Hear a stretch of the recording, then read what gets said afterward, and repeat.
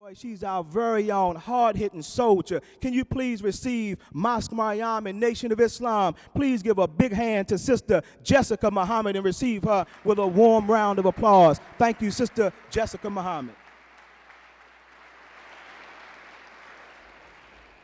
Assalamu alaikum.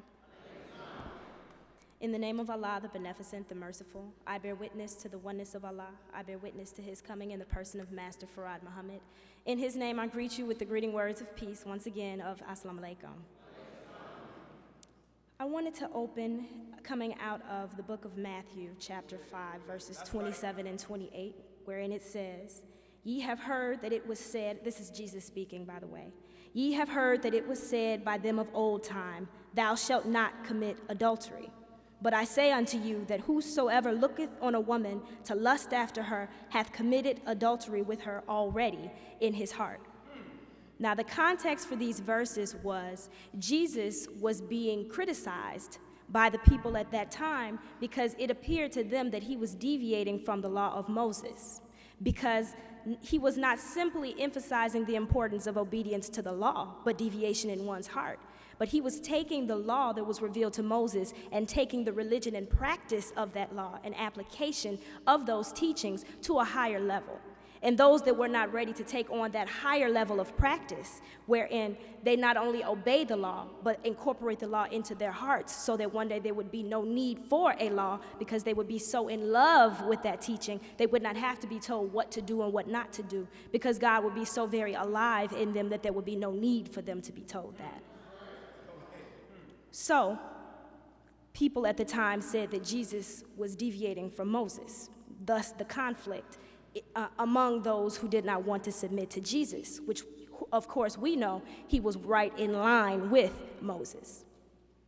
I bring that up as an example because we look at our history as the Nation of Islam in the West, and we were emphasized the knowledge of self and the knowledge of God.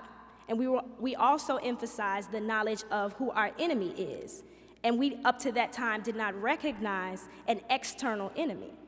But as we learned our history and as we studied the supreme wisdom, we began to realize that there was a people that was created for the sole or I should say grafted, not created, grafted, for the sole purpose of being a physical manifestation of the opposite extreme of righteousness, so that the people of righteousness could recognize something that was within themselves. Now, that's critical that we have an understanding and a knowledge of who our enemy is, because we can't make the mistake of those in the time of Jesus who thought that the only problem was external or by the physical practice of a thing, because the internal enemy can be just as dangerous, if not more dangerous, than the external enemy. And that's what I want to focus on today, inshallah, in these brief few moments that I have. Now, in the Supreme Wisdom, question number 7 of the Lost Found lesson number 1, it says, "Why does the devil keep our people illiterate?" And the response is so that he can use them for a tool and also a slave. So in other words, as long as you don't know who your enemy is, you can be manipulated and used. And it further goes on to say, he keeps them blind to themselves so that he can master them. So a critical component of the effectiveness of the devil's plan is by our being ignorant to who we are.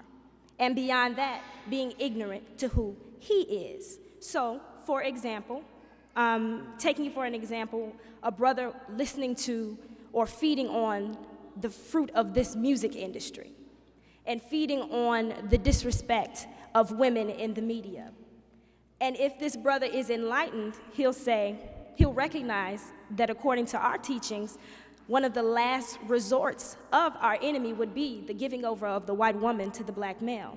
And so, with limited knowledge, the brother will say, okay, I'm gonna catch myself, and I am no longer gonna lust after white women. I will only lust after black women. Now, of course, that doesn't sound logical either, right? So we have to recognize the internal enemy, which is the lust itself. And so if we're able to conquer the lust itself, then the external enemy cannot use our internal enemy against us. Another example, a sister in an abusive relationship being beaten by a boyfriend or husband. Her resolution might be, okay, I'm gonna break up or divorce or separate myself from this external enemy.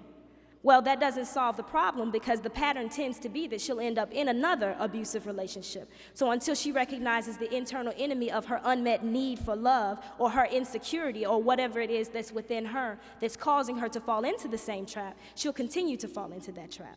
So I bring up these examples simply to make the point to us that we have to know our external enemy, but we also have to know our internal enemy. We're living in the time of the War of Armageddon. It's referred to as, or a part of it is referred to as the great decisive battle in the sky.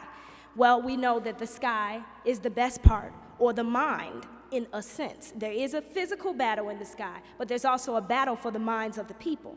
So if Allah has to know his enemy in order to conquer his enemy, we must do the same.